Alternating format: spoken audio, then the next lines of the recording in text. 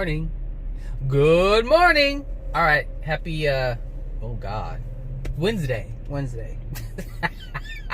Forgot what day it was. So it's been a while since I've made a video. Actually, that's not quite true, but it's true for YouTube. I've made, I don't know how many, maybe 3 videos already. And I've deleted all of them. And it's all the same subject. It's this topic that I'm talking about this morning. Today I am talking about, we find what we look for, or we find what we are looking for. And the thing is, we are experiencing currently the things that we have been looking for. So this seek and you shall find is very real. It's very true in terms of our creation, our experiences, our manifestation. There's never a time when we don't find what we're looking for. However, most of the time we're not aware that we're looking for the things that we're actually getting in the moment. So you can say things like, oh my gosh, this person makes me so angry. Well, guess what? You're looking for the person to be angry. You sometimes provoke people so that they do get angry. It may seem like we're always running into angry people or people who complain, but actually that's what we're looking for. And we don't always know this. We're not always aware of this. And this is why it's so frustrating for people in their lives, because they're not aware of what they are seeking or why they're even seeking it. If they do find out they're the ones who are creating what they're creating. Most people don't know why they're creating what they're creating. Most people believe that life is just chance. It's about luck. Some people believe that life is just what it is, and they have no idea what it is. It's just there, and it's happening to us. But little do the majority of the people know or understand is that they are creating everything. We are creating everything. Our blessings, our miseries, our happy times, our frustrations, everything. And the thing is, we're looking for it. And this is something to be mindful of, because if you really want to get a hold of your life and have it move in a direction that is more pleasing, that is more joyous and happy, that is more fulfilling, more desirable, then you're going to have to learn how you are creating everything in your life. So, even when we see something and we say, oh my gosh, they don't know how to dress. So someone may be in fashion, right? And they consider high fashion. Look, fashion is so subjective, but from the person's perspective who believes they're a fashion expert, they will look at someone and say, oh my gosh, look how they dress. Look at what they're wearing. Look at the colors. Look at the textures. Like, they don't even know how to put something together. And they don't understand that they are so unhappy that they're looking for someone to basically tear down, to find fault in. And they have to find fault. And the reason why they have to find fault is because they have absolutely no idea why they are in fashion. This idea of high fashion is an idea of a higher status. So someone who believes that they are an expert, or they know about fashion, and they know how, whatever it is about fashion that they feel they're an expert in, they use this to hide their inadequacy. They use the clothing as a shield to shield them to hide. They hide behind it. And because of their lack of self-worth and self-value, they have to, since it's within them, they have to continually tear everybody down, because the fashion alone, the fashion that they thought they were hiding behind, isn't masking who they are. It's exposing who they are. They just don't know it. But because it's not working, they have to, not only is the fashion not providing the shield that they thought it would, the cover that they thought it would, the mask that they thought it would, now they have to go out and tear other people down in order to feel better about themselves, so that they can say, oh, well, they don't know what they're doing, but I do. And so now I'm great. That's just one thing.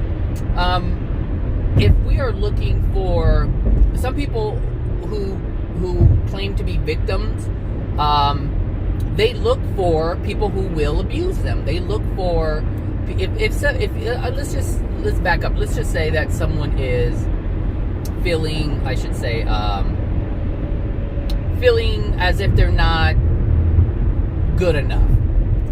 They will seek out people who have either knowledge or know-how so that they can continue to feel less than. And they don't know that they're doing this. They don't know. In their mind, they're associating themselves with people who know. They're associating themselves with people who have the knowledge or the know-how or the ability. They're seeking out people who know, but at the same time, it's so that they can claim they're not good enough. And we don't know, or I should say most of us don't know that this is what's going on. But we are finding that which we are seeking. We seek it, we find it, it's there. And trust me, this is a universe where you can create whatever you want. So if you want to create a life of victimhood, then you can have that. If you want to create a life of having a lack of value and worth, then you can create that. If you want to create a life where you do feel valuable and you do feel like you are worth something, then you can create that. If you want to create a life of poverty, then you will create that. If you want to create a life of wealth, then you can create that. Everything is there for you to experience. If you want to find it, you will find it. This is how inventions come along. People have an idea. They're like, someone could be sitting, I don't know who the hell made the damn light bulb or whatever. I can't remember who it is. I think some black guy, but I don't know, whatever. So, the person who felt like, hey, I want to create a light bulb. I want to create light. And that's what they found. They found a way to do it. The thing is, same thing with flight, same thing with automobiles. It doesn't matter. Whatever you want to, the first carriage, I guess, the mobile, what do you call it? I guess the carriage was the first major means of transportation, aside from a horse. So, somebody envisioned it. They wanted to find it, so they found it. Look, everything that we're looking for we'll find, but most importantly, my focus is on emotions. We find the things that sustain our emotions. How we feel inside. Everything that you do is based on how you feel inside. I was just having a conversation with someone about Kobe Bryant. And they're a huge baseball. Look. See how much I know about sports. They're a huge basketball fan, and Kobe is like one of their favorites, if not the favorite for them. And so they were talking about all the successes, and they weren't really focusing on the basketball. They were focusing on his life and how he never quit and he didn't give up. And this person knew about their life. Now, I don't know anything about Kobe other than he died not too long ago. And he played basketball. I barely realized that it was for the Lakers, and I didn't even know he was retired. So I didn't know much about this man, if anything about this man. So, this person was talking about, Kobe. And this is what they were finding. All right? This is what they were finding. And why were they finding these aspects of Kobe? Because that's what they were looking for. They couldn't really see anything else, okay? They couldn't see anything else. And here's the thing. I could only see in the moment, I could only find in the moment that which I am looking for. And so I'm looking for why things happen. So I didn't know, I knew that he had to have emotional injuries within his soul, which is why he passed at 41 years old. That I knew, but that's what I was looking for. I was like, he died very young. What's the cause? What was going on in his life that he was suppressing that caused his physical body to basically expire, or cause his end of physical life, I should just say. So, this person was talking, and this person was going on about how he was kind of teased because he grew up in Italy, because his dad was also played basketball, and he was a coach, and so he was coaching in Italy. And so, being that Kobe didn't speak the language when he was a little boy, they would make fun of him, and plus, obviously he was black, blah, blah, blah, blah. All these different things Kobe was going through, and he had 2 sisters, and I guess they weren't really, getting along. He felt alone. So obviously the female side, and this this told me so much. He wasn't really close to his sisters, and then I found out that he hadn't spoken to his family in I don't know how long. And this person that I was talking to had noticed that when he was getting an award or something, the parents weren't there. And then there was another time when he was receiving an award or something, and the dad was excited, but the mother was just kind of off in La La Land, wasn't even present, meaning was there physically but wasn't present or happy for her son. And so this told me a whole lot as to why Kobe was such an overachiever. And so I knew that because he died at 41, there was a lot of pain within his soul. That I knew. I just didn't know the type of pain, or I should say, I didn't know where the pain stemmed from. But now I understand it was from his mother and his sisters. And so it was from the female aspect of the family. And so as a child, you expect, as children we have expectations, and those expectations are that the parents will support us and love us unconditionally no matter what. Now they don't know that it's put into those words. They just expect that mom is there to love me. But he didn't get that from his mother. He got it from his father, but he did not get it from his mother. And being that he had 2 sisters that I believe were older than him, they follow the parent. And so generally the female follows the mother, or the daughters follow the mother. So so as she was talking about Kobe, I was like, okay, so the mother wanted to find fault in men. All right, that's where it started. So, and the mother was angry. I can tell the mother was angry because when Kobe came around, when he was born, his father was so happy and elated that he had a son, one who he could play basketball with and do things with. This is why Kobe's father was so proud of him, because this was something that Kobe's father had desired for a while. He kept getting girls the first 2 times, and so when a boy finally came around, it was like, wow, someone I can truly bond with in a way that I can't really bond with my daughters. But when that kind of excitement comes along, and the focus and the energy is on the son, it has to be taken away from somewhere else. And where is that? The wife. And so it's very common for either a father or a mother to become resentful of the opposite sex if the attention is taken away from them. It's very common for mothers to even become resentful of their daughters if they have a close bond with their father. It's just the way that it is. So this was telling me a whole lot, and it explained why there was such a rift between Kobe and his parents.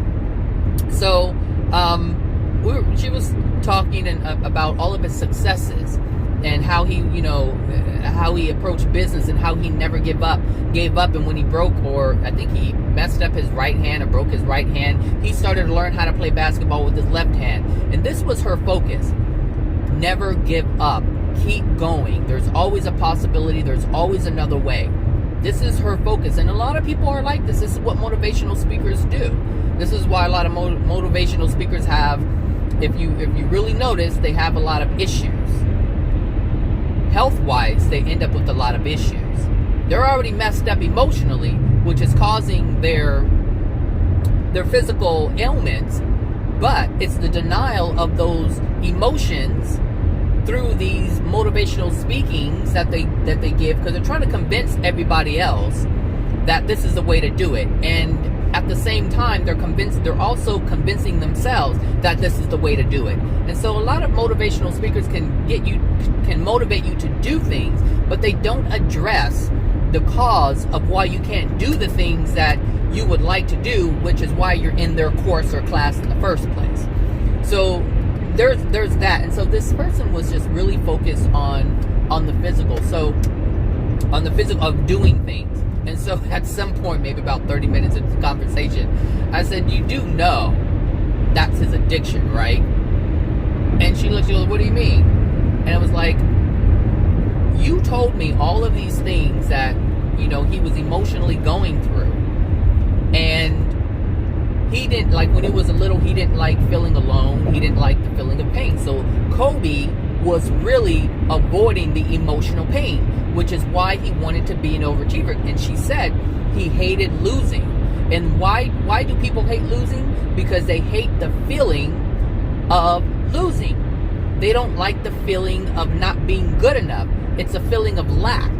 And so this is why Kobe was an overachiever, and why he was so good, and why he was able to do things that other players couldn't do. And so she was like, wow. And she's a licensed therapist, so she has a pretty good idea, a pretty good, you know, ideas in terms of what I was talking about. She could see what I was talking about. But my point is, this is what she focused on. This is what she looked for. And I won't get into her life, but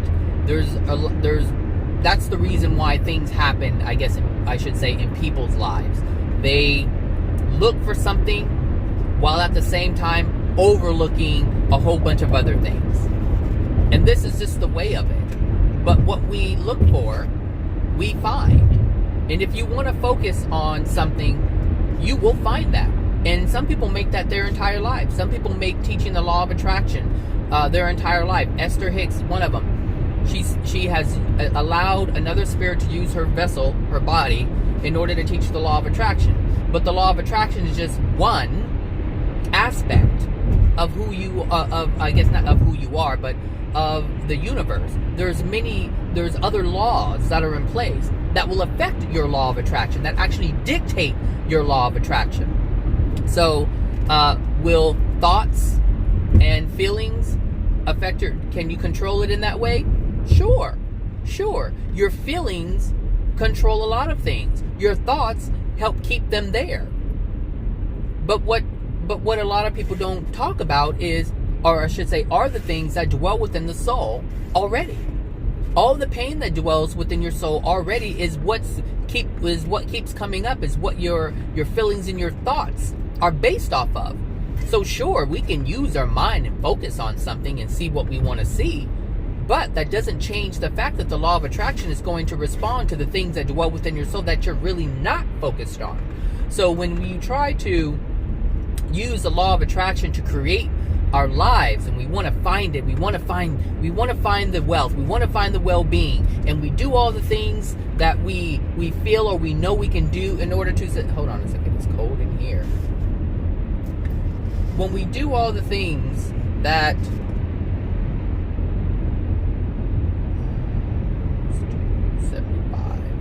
when we do the things in the physical world to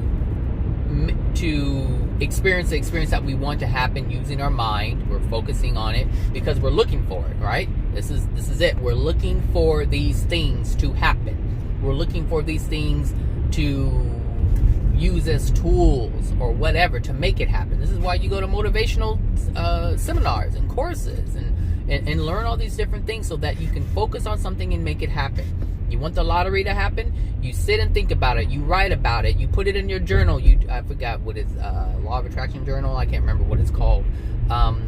Dreaming journal, desiring journal, some kind of journal where you just write over and over and over again what you want. I want to win $1 million. I want to win $1 million. And you keep writing that 50 times, and you write it 30 times, and you write it every day, and you write it at the same time every day, and you write it twice a day, and you do all these different things in order to make it happen. That's your focus. You're trying to find it, and you can find it. But at the same time, you'll find it, but the soul will also come in and say, but you can't keep it. That's what happens to millionaires. Millionaires who are suffering and they're poor, they're struggling. They want $1 million. They find the $1 million. They find a way to make $1 million. They create a business to make $1 million. They do all these different things, and then all of a sudden, something comes and says, whoop, gotta take it from you. Can't keep it. You got it, but you can't sustain it because the soul dictates everything. This is why it's so important to understand what's within your soul. Like if there's a pattern of you coming up, when I say coming up, I mean you run into some money, you get some wealth going on, but then it's always gone. And just like these, our clients, they get windfalls of $15,000, $20,000, $30,000 because they've been applying for years and they get denied. And so what SSI does is they retro pay you from the time you first applied. So hey, 15 years later or 5 years later, you finally get it, you get all of that back pay. So even though you've been struggling, and if it's a disability, you're struggling, you're poor, it's hard to make ends meet, and then all of a sudden you get all this money, and then people blow it, and they're back in the same spot. Or you have people who are, look, if you're poor, you're surrounded by poor people. Poor people see you coming up, you want to feel like, hey, I'm able to help you, I'm able to, do things for you. They're suffering, I know how it is, so I'm going to help you out, and then all the money's gone. And then they're poor again. Again, the soul dictates, hey, you cannot keep this wealth. You cannot live in this environment of wealth. You cannot live in this environment of ease and well-being. That's not what your soul dictates, so it has to go. Bye-bye. See ya. It has to go. And the thing is, we're looking for it. And we don't know we're looking for it. Someone will say, well, how is anybody looking to be poor? How is anybody looking for pain and suffering? It's what they get from the pain and suffering. It's the complaining. It's the bitching and the moaning. It's claiming victimhood. Because everything, trust me people, feelings trump wealth. Feelings trump money. Feelings trump all things. How you feel is what is most important to the soul, to you, to your experience. If you want attention and the only way to get it is to become a victim, guess what you will become? You will stay in a bad situation so you can constantly hear people say, oh my gosh, you poor thing. Oh my gosh, I understand where you're at. Oh, that's just horrible. Oh, hang in there. Oh, you want me to come over? We'll have a drink. I'm going to have a glass of wine with you. Heck, you know what? I'm going to bring a couple of bottles of wine. You know what? Let's go out to the club. Let's go out to dinner. Oh, you know what? Let's go out to this course. Let's do this together. If you're craving attention, you will find a way to create it because that's what you're looking for. I know people who love to be the victim because they're looking for the attention in a way that they did not receive as a child. They're creating it, and the thing is, they're living from that place of a child. They're trying to, because this is where they stopped growing.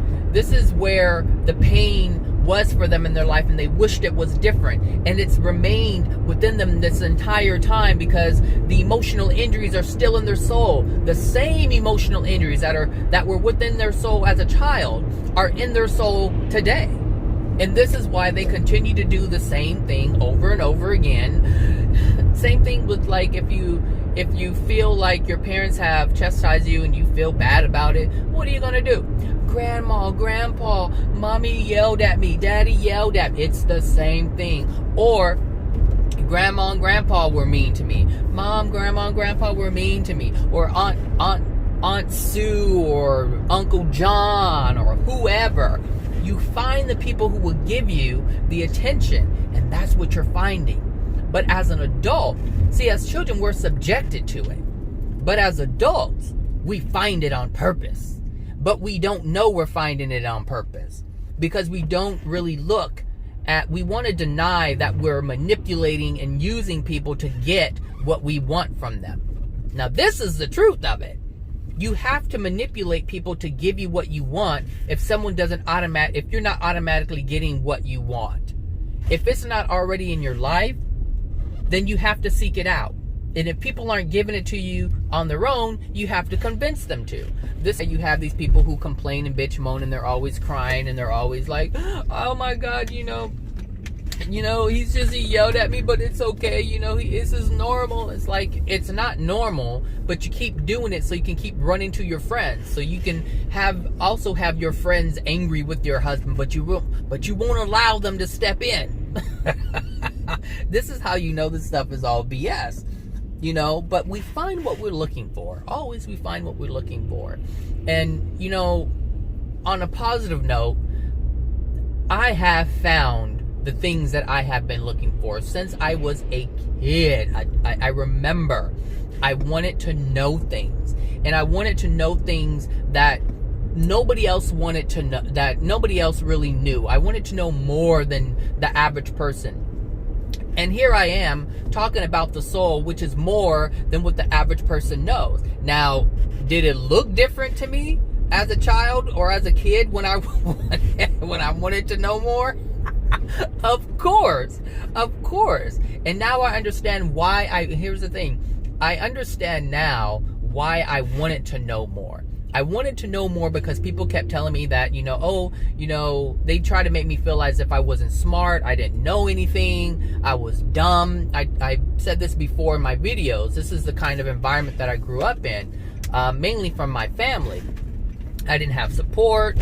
People said, oh, you can't do it, blah, blah, blah, blah, blah. So this is why I wished I knew a whole lot. That's what my desire was. I want to know a whole lot more than what other people knew, so then people would then look at me and say I'm smart, or, wow. And I do get that kind of, a little bit now, but when I talk to people, but now that's not my goal. That's not my focus. And the thing is, now that I know the things that I know, and most people have no clue of the things that I even talk about, that's the part that I did not expect. Because of my naivete, I didn't see that if I knew things that other people didn't know, they would not understand what I'm talking about. That part right there caught me off guard. That part caught me off guard. And the thing is, it had to happen that way because the lack in me that conjured up that desire to know more could not yield what I wanted it to yield, because it was born from a place of lack. All things that are born from a place of lack cannot yield what we believe it's going to yield or what we want it to yield. If we desire to know more in order to share and not fill ourselves up, then what we would, I should say, wish for in terms of outcome can happen. It's only at that time. Hold on. My ear itches and I need a Q-tip. So, hold on a second. I know people are like, you carry Q-tips in your car. Yes, I carry floss too.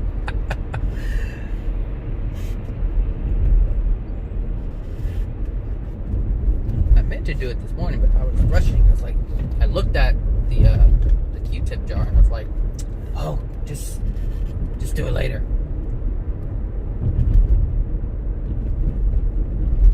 These bumpy streets are probably not the best conditions to be doing this in, but my ear feels better. Okay, so oh, by the way, I only use Q-tips to scratch my ear or, ease the itch, because with all this coronavirus stuff going around, I don't need any kind of germs in my ear from my hands. Anyway, that was a side note. So, now that I know these things that I know, it just kind of panned out differently.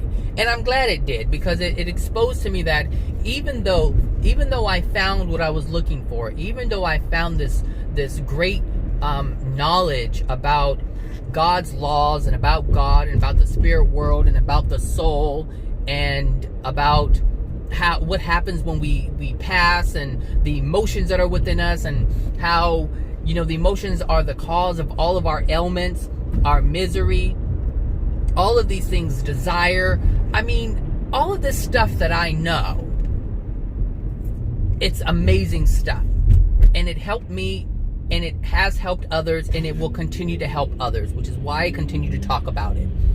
However, it did not do the thing that I thought it was going to do as a kid. Now, I didn't know that this is what, I should say, from a kid until now, or from when I was like a early teen until now, I didn't focus on it. It wasn't my focus. But I was open to it. You know, I was open to it, and I got it. And it came. The knowledge came. And I have it. But it did not yield what I thought it was going to yield. It did not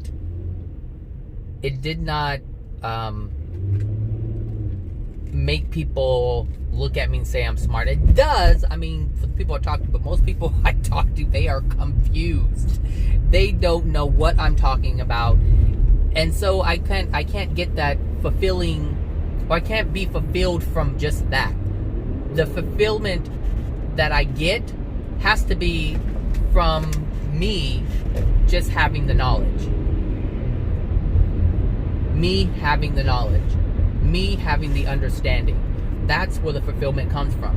And I can tell you, it's a good feeling. It's a good feeling to be able to know something and feel good because I know it.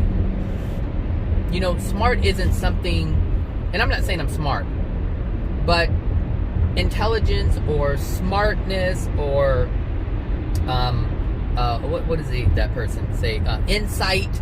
All of these things,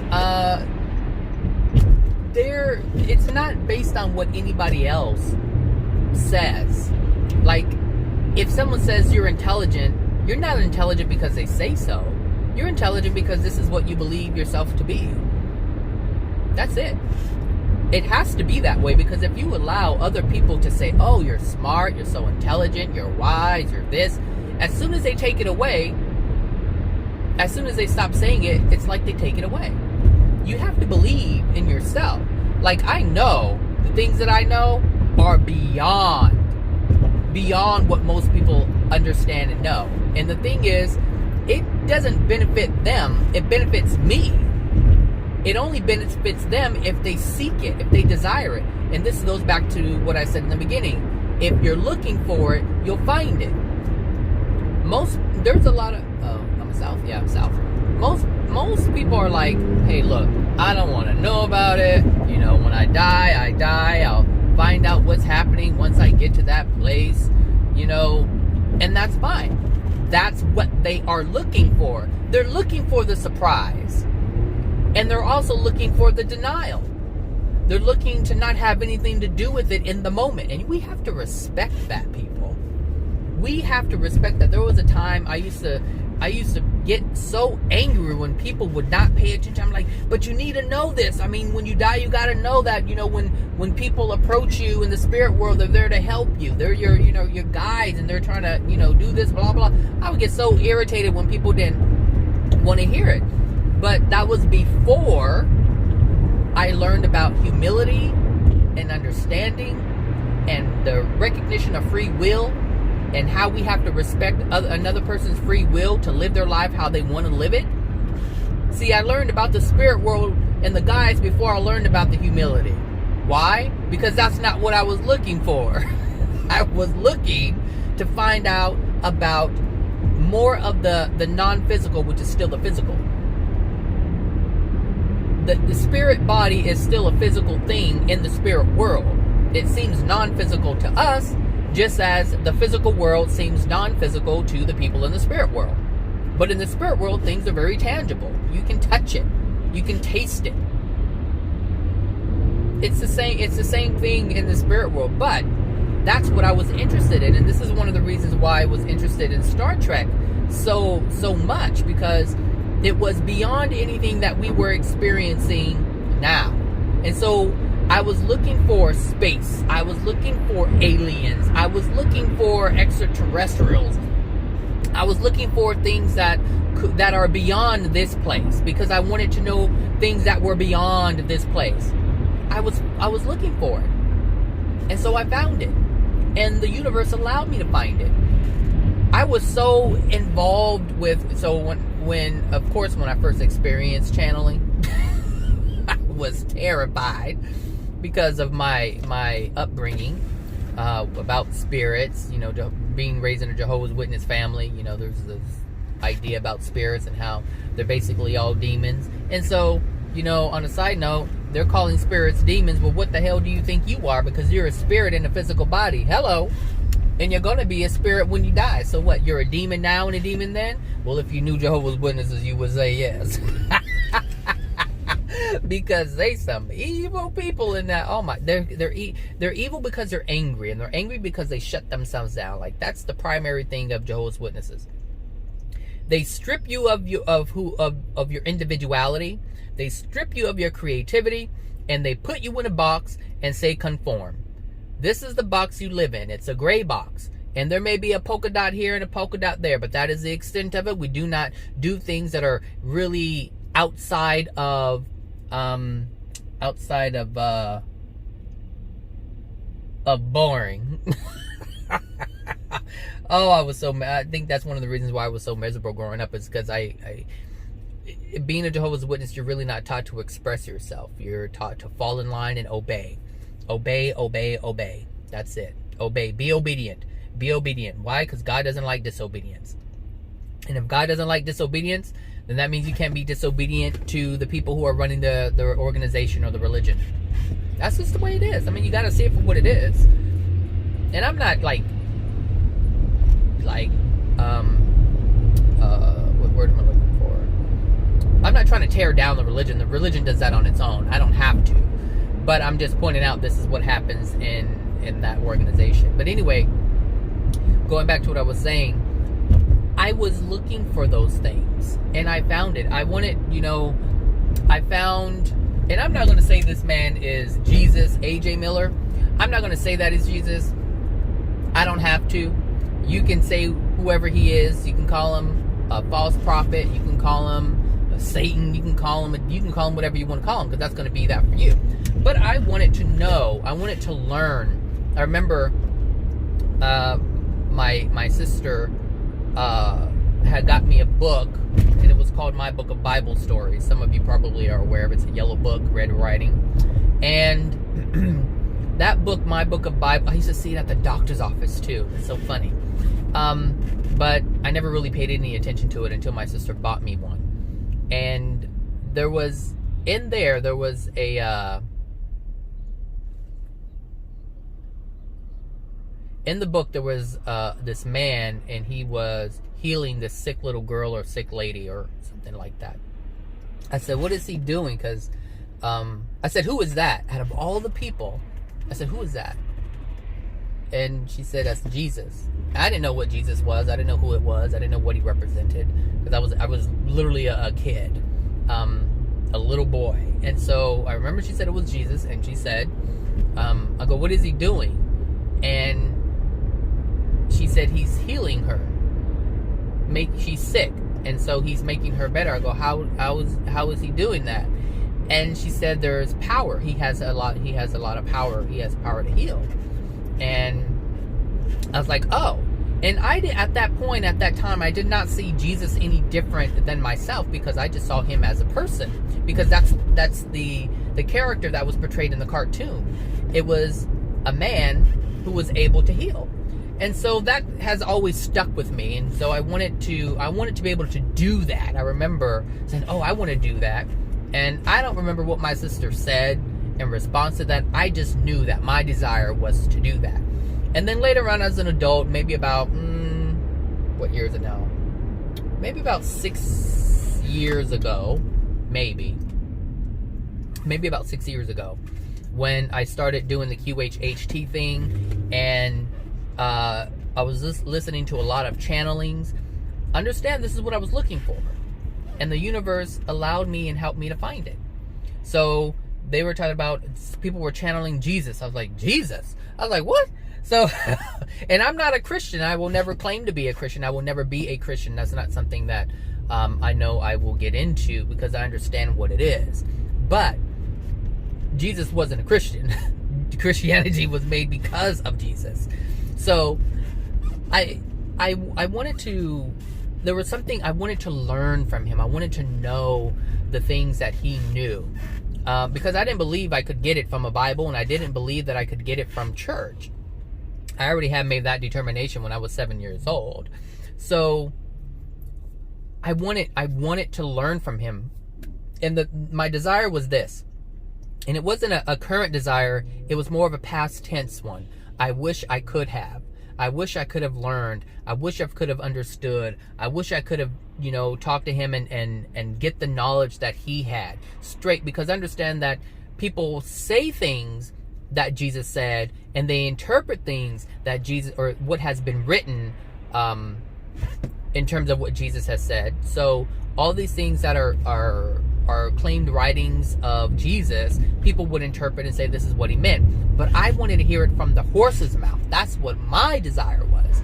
And so here in 2 or 3 years ago, I run into this A.J. Miller guy, and I'm listening to him. I didn't even know that he was claiming to be Jesus. And I was like, this man, how does he know this stuff? Because by this time, I'm in QHHT and, listening to channelings, and I'm learning a lot about planets, which is also what I wanted to know. I wanted to learn about life on other planets, because Star Trek, again, this is what was exciting to me. This is what was important to me. This is what I wanted to find, and I was able to find it. It was no longer just characters and made up stories on TV.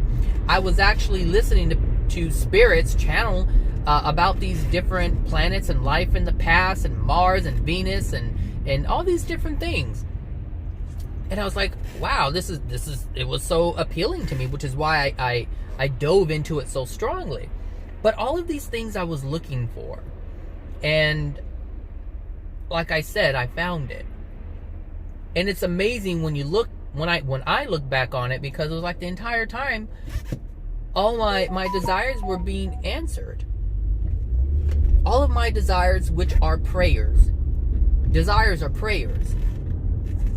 And they were all answered.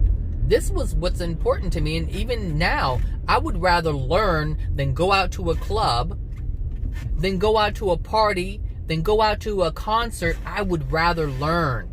I would rather stay home and listen to some YouTube videos or read something and learn something, because that's just who I am. That's what my desire is. That's what my focus is. That's what I want to find. I want to find knowledge. I want to find understanding. I want to know. Are you guys going? Ooh, I would be mad at you if I were behind you. Because she had more than ample time to go. Anyway, so, I just look back on my life and I'm like, wow, all the things that I wanted to find, I found. And some of the things were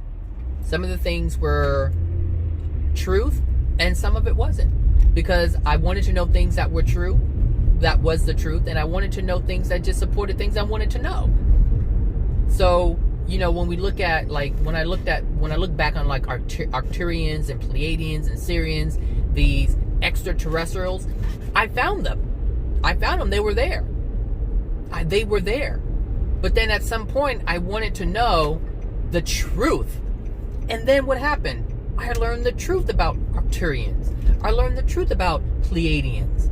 I learned what they really were, who they really are. So Pleiadian is nothing more than a human soul who sees themselves as a Pleiadian. I've said it before. It's like a person here on the planet, and they refer to themselves as a geek, or a nerd, or emo, or a fashionista, or a doctor. This is the identity that they claim, but they're still a human being through and through. And yes, we can change form in the spirit world, and we can project images into the minds of people on earth and sustain their belief, because they want to find an alien. If they believe aliens are bad and they're goblin looking, then they're going to find an alien that is goblin looking. But it's not an alien that's goblin looking. It's a human being projecting that upon the mind of the person on earth. So it's the thing, we find what we're looking for, and when we refine what we're looking for, it is refined. So everything, like they said in the beginning, everything that we find, we're looking for. You're looking for an asshole? Guess what? You're gonna find them. They're gonna be there. So when you say, gosh, I hate the assholes, but you're looking for the asshole. You're looking for the bitch. You're looking for all these people who are ignorant. You're looking for people who are slow. Because when you find the person who's slow, and after you condemn them for being slow, you get to say, I'm glad I'm not like that. I'm smart. Again, we look for these things for the feeling. It's only for the feeling. It's not for anything else. We don't tear people down to tear people down. We tear people down so we can get the feeling out of it. We lift people up not to lift people up. We lift people up to get the feeling out of it. I'm doing a good job. I'm being a person of service. It's all for selfish reasons for the most part. It's not until you improve your soul condition to a point where you're no longer doing it for unloving reasons. This is why celestial beings only help those who desire it. They don't try to go out and fix people. They don't find broken things to fix so that they can claim that, oh, I know how to fix a person. Because they understand the truth of it. You can't fix a person. I don't care how dark someone is, you do not have the power to fix someone. The person must have the power to fix themselves. And so we find what we're looking for. We find the person who doesn't have the ability to, how should I say, so when we want to fix someone, we look for people who are weak. We look for people who are not strong. They're not solid in who they are. We do that on purpose because we know these are the people who are most are easily controlled and manipulated. That's why we do this.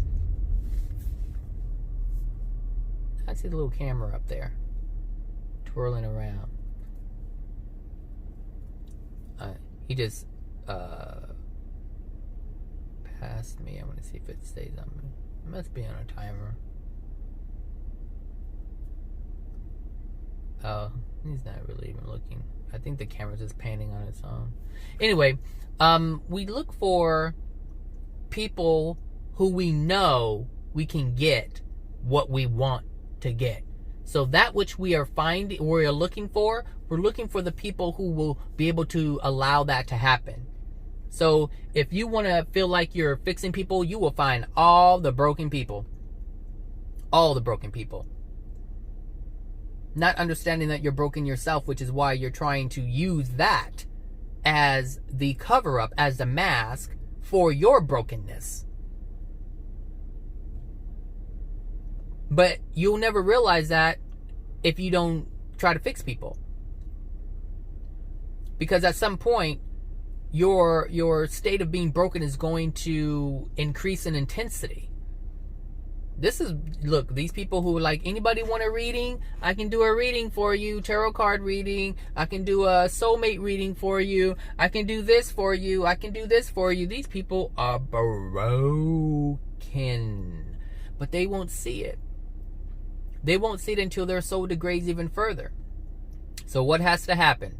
They have to ignore it. They have to continue to suppress it by focusing on helping others or trying to fix others.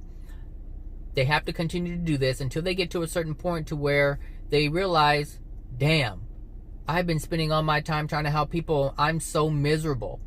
My misery has intensified. Same thing with people in nutrition. Same thing with people who are life coaches. Same thing with people who become doctors and therapists. It doesn't matter. It doesn't matter. When we do things to mask our own pain, and we call it being of service, we pay for that. Because we're ignoring the truth of our own being and focusing on someone else's pain, someone else's misery. We're trying to fix them and we're not focusing on fixing ourselves. And because that is a form of neglect, that is self-neglect. neglect. And this is one of the reasons why I have been on the fence in terms of writing this book, because it needs to come. It's not about the physical aspect of writing the book. It's about the place it's coming from. It cannot be because I want to fix people. It cannot be because I want to help people. It has to be something that is not masking who I am truly. It cannot be for that at all. It has to be coming from a place where I need to be able to put it out there and it just be out there for someone to find. It can't be I got to do it because I want to help people. It can't be I can't do it because I want people to know. I want people to understand. Yes, that may be a desire of mine. That may be part of it. But that can't be the core of it. The core of me writing a book has to be for the simple fact of just putting it out there and me getting something from it. Because every time I make a video, I learn from it. Because it's re-instilled within me. It's solidified within my being. When you talk about something, it solidifies. This is why I'm not going around talking about problems every day. Because I do not want my problems solidified. I understand that they're there. Now I can understand that there are things going on in my life, but you generally don't hear me talk about them because it's not something that I want to live in. It's something that I understand within me in the moment, but I don't share it with everybody. People do not need to know my problems or my issues. I need to know my problems and my issues. I need to be the one who is aware of it, because once I put it out there for someone else, it's very difficult to focus on it myself because I already put it out there. It's not, and the same thing with, like, I've been learning things and feel like I've been experiencing things and they mean something to me in the moment, but could also benefit someone else. As soon as I share it, it doesn't have that same impact on me anymore, because my focus shifted from me to sharing it with someone else. And I've noticed that I was like, things like if I see something on Facebook, I'm like, oh wow, this is good stuff. Wow, this really means something. It's significant for my own well-being. As soon as I focus on sharing it with someone else, I start thinking about how it could benefit other people. And automatically, immediately, the focus and the attention is off of me and how it was benefiting me, which is why I haven't made videos in so long. And like I said, I made, I think, three videos that had to do with, what we're looking for, we will find. Because when I was making the video, I was like, okay, I need to sit with this and a little bit more. And so I would make a video the next day. And I was like, not yet, Zach, not yet. Don't put it out there, because once I put it out there, there's going to be this thing where it's like, okay, how are they understanding what I said? Or how are they interpreting? How did I say it? Did I say it the right way? The focus is no longer on me. It's on the perception of others, to my video. And that's what I've been holding off on, is that. And so this is why I haven't made videos in a while, because I've been focusing on myself. I took a step back from Facebook. I was off of it for a while. I didn't respond to anything. I didn't post anything. I didn't share anything. I was removing myself from engaging in it, and I was just looking at the things that were on there. But being that I deprived myself of interacting on Facebook, there was no point on being on it. And so when I stopped getting on it, I found myself doing other things. And those other things were beneficial to me, because there were things that I wasn't able to focus on because I was so focused on Facebook or interacting with Facebook or what people are saying to this. It's like I just had to remove myself. And the thing is, I wanted to become more in tune with who I am. That's what I was looking for. And so I found it. Everything we find we're looking for. Even at work, there's this crazy lady with her issues. And I was like, okay, she's having an issue. She's taking it out on me. She takes it out on other people, but more so it's me right now, and I understand it. I'm like, okay, but I can't respond to it. because I would then be in the same energy that she's in, and I'm not in that place, and I don't want to be in that place because that's not what I'm looking for. I'm looking to be in a better place, so I have to do things that are conducive to being in a better place. You understand? Like, she's finding fault in me, but I'm not even doing anything. She's just, well, he, but there's nothing solid. It's all perception. It's all projection, because that's what she's looking for, and she's going to find it. If she needs Zachary to be an asshole, then Zach's going to be an asshole. If she needs me to be a fool, then Zach's going to be a fool. If she needs me to be a nigger, then Zach has to be a nigger, and that's just the way that it is. Nobody can change that. Nobody can change that perception. But what you look for, you will find. I am the dumb, foolish nigger to some people. I can't do anything about that, but I can do something about me perceiving myself in a completely different light, which I do. So just understand, everything that you're experiencing, you are looking for, and you're finding it. The universe will allow you to find it. You want to find money? Hey, someone's always finding money. It doesn't matter if it's a penny, a nickel, a dime, a quarter, $1, $20. Some people find $100 bills. Some people find money all the time on the ground.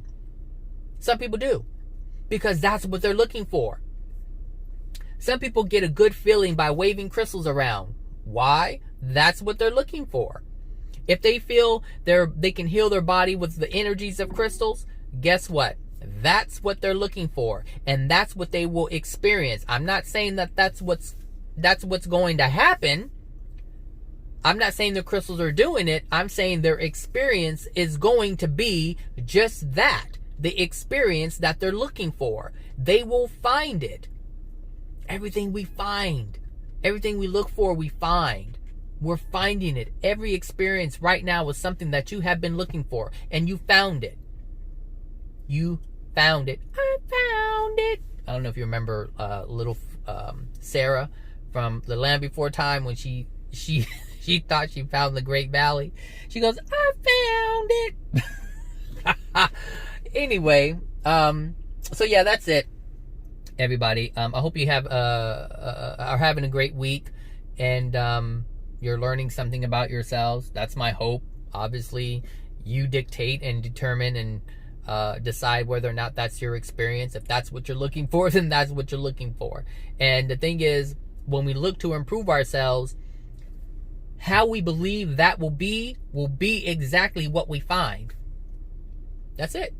If you're a believer in Christianity, and you believe that a power outside of you has the power to heal you, then you will find all types of experiences where you are affected in a positive way, or what you perceive to be a positive way, because that's what you're finding. So, some people believe if you call upon Jesus, you'll be healed. Some people believe if you call upon the spirits, you'll be healed. Some people believe if you just do your banging bowls and incense, and this will bring you calmness. Understand that people who bang bowls and burn incense and sage and light candles and have crystals around them, if they're looking to do those things in order to find tranquility, guess what they're going to find? But someone who is not looking to find tranquility and doing those things will do those things and won't find it. Because we find what we're looking for, people. For some people, relaxing is sitting out on the patio with iced tea in front of the pool. That's what it is for them. That's what relaxation is. That's what their form of tranquility is. Some people, it's being by the lake.